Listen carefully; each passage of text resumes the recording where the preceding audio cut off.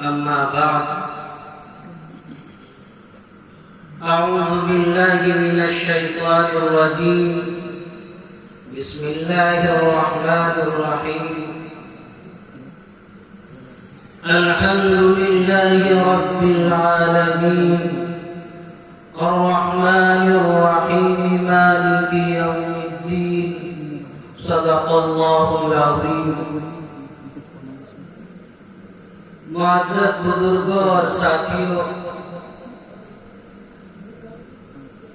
رات کا یہ حصہ گفتگو کرتے ہوئے بھی عجیب سا محسوس ہوتا ہے۔ نہ معلوم کتنے ساتھی دن کے تھکے تھکائے اپنے بستروں پر آرام کے لیے پہنچے ہوں گے، اور ممکن ہے محلوں میں کوئی بیمار پڑا ہو، کہیں یہ مائک کی آواز راحت و سکون کا ذریعہ ہوگی تو کہیں کچھ لوگوں کو اس سے تکلیف نہ پہنچ رہی ہو۔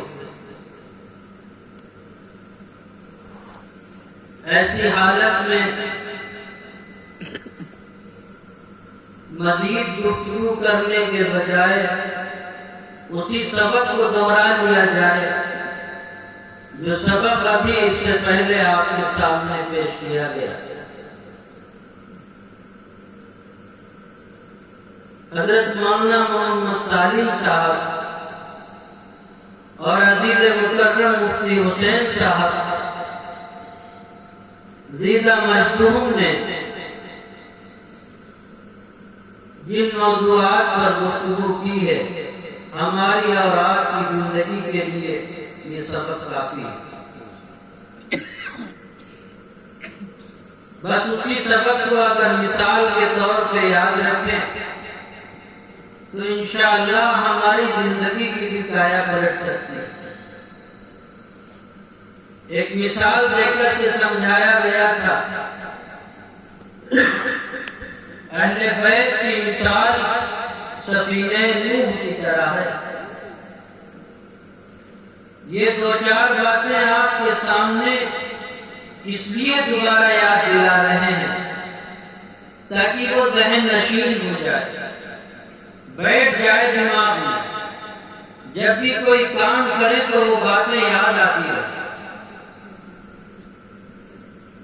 کہ جب حضرت نوح علیہ السلام کی کشتی پر ان کا بیٹا نہ سوار ہوا، وہ بھی غرق ہو گیا۔ اہل ایمان اگر مسلمان اپنے آپ کو نبی کریم علیہ السلام کے بتائے ہوئے طریقے پر نہ چلا تو ہلاکت و بربادی ہو جائے۔ اہل بیت سے محبت راہ نجات ہے، صحابہ کرام سے عقیدت راہ نجات ہے۔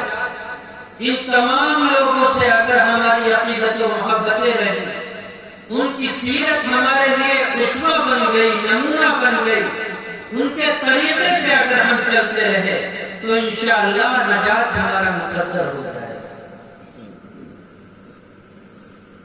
کہیں واقعہ سنایا گیا حضرت بلال کا، جس کی دوسروں کے یہاں کوئی حیثیت نہیں تھی، لیکن ایک ایمان والی ذات جو اس کے نورانی قلوب کو سمجھ چکے تھے، جو ان کے قلب کی نورانیت کو دیکھ رہے تھے کہ یہ ذات اتنی اہم ہے، منہ مانگی قیمت میں تمہیں دوں گا، تم اپنا منہ تو کھولو۔ حضرت ابوبکر صدیق رضی اللہ تعالی عنہ اس محمد رسول اللہ صلی اللہ علیہ وسلم کے شہدائی اور اللہ کے نیک بندے حضرت بلال رضی اللہ تعالی عنہ کو ان کے آقا سے، یعنی جو ظالم تھا، اس سے خرید کر کے آقا نامدار صلی اللہ علیہ وسلم کی خدمت میں پیش کر رہے ہیں، منہ مانگی قیمت دے رہے۔ کیوں؟ انہی بلال کے بارے میں آقا علیہ السلام فرما رہے ہیں کہ جنت میں چلنے کی آواز آ رہی ہے تو حضرت بلال کی ہے۔ کہیں پر آپ کو مثال دی گئی، حضرت عثمان رضی اللہ تعالیٰ عنہ کنویں کو قریب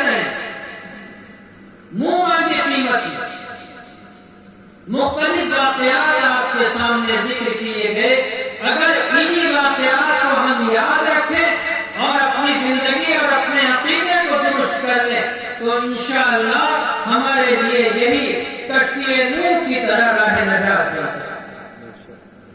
جب ہم کوئی ایسی مجلسوں میں باتیں سنتے ہیں تو دل میں جذبہ تو پیدا ہوتا ہے کہ اب سے عمل شروع کریں۔ ایک مثال جو اپنی بہت جگہ مثال دیتے، آپ کی اس بستی میں اس سے پہلے بھی وہ مثال دی، ادھر ادھر سے اور الگ الگ باتیں کرنے کے بجائے خیالات یہ آ رہے ہیں کہ اگر وہی سبب دوہرا دیا جائے تو شاید یاد ہو جائے، اور جب یاد ہو جائے گا تو زندگی پر عمل کرنا آسان ہو جائے۔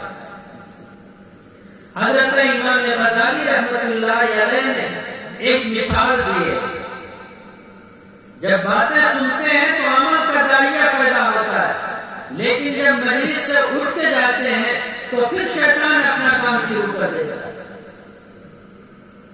حضرت امام غزالی رحمۃ اللہ علیہ فرماتے ہیں، ایک مثال دیتے ہیں کہ ایک بادشاہ ہے، وہ ایک اپنے غلاموں کو جمع کر کے یہ کہتا ہے کہ تم فلاں باغ میں جاؤ اور اچھے پھل توڑ کر کے لاؤ تو تمہیں اچھا انعام ملے گا۔ سارے غلام کہتے ہیں بالکل اچھا پھل لے کے آئیں گے، اچھا انعام پائیں گے۔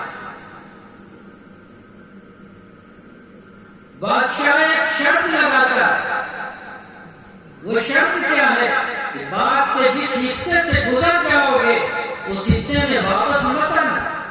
ہاں بالکل نہیں آئیں گے، اچھا پھل توڑ کے لائیں گے، اچھا انعام پائیں گے۔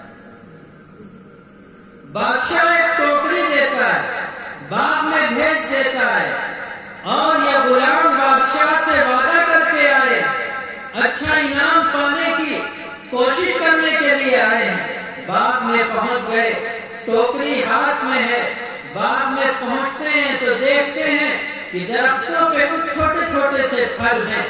دل میں خیال آتا ہے لاؤ کچھ توڑ لے، لیکن پھر یہ خیال آتا ہے اس کے اگلے درجے میں اور اچھے ہوں گے، اور اچھے توڑیں گے تو اچھا انعام پائیں گے۔ یہ اس کے اگلے درجے میں جاتے ہیں، دیکھتے ہیں کہ ہاں یہاں تو کچھ پھل توڑنے کے لائق ہیں، پھر یہ خیال آتا ہے اس کے مطلب اس کے اگلے درجے میں اور اچھے پھل ہوں گے، اچھے پھل لے جائیں گے تو اچھا انعام پائیں گے۔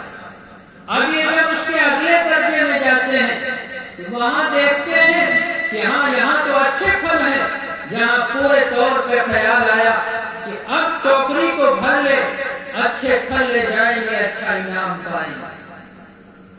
لیکن پھر ایک وسوسہ آتا ہے، ہو سکتا ہے اس کے اگلے درجے میں اور اچھے ہوں، اور اچھے پھل لے کر کے جائیں گے اور اچھا انعام پائیں گے۔ اب جب یہ اگلے درجے میں جاتے ہیں تو وہاں پر درخت تو موجود ہیں لیکن پھل ہیں ہی، ٹوکری ابھی تک خالی ہے۔ وعدہ تو کر کے آئے تھے اچھے پھل لائیں گے، اچھا انعام پائیں گے، اچھے انعام کی بات تو دور، ٹوکری بالکل خالی ہے۔ یہاں کھڑے ہو کر کے یہ سوچ رہے ہیں انعام تو دور رہی، ہم تو اب اپنے آقا کے سامنے کون سا چہرہ دیکھیں۔ میرے بھائیوں، حضرت امام غزالی رحمۃ اللہ علیہ فرماتے ہیں یہ دنیا کے بادشاہوں کی مثال نہیں ہے، یہ حکم الحاکمین بادشاہوں کے بادشاہ کی مثال ہے۔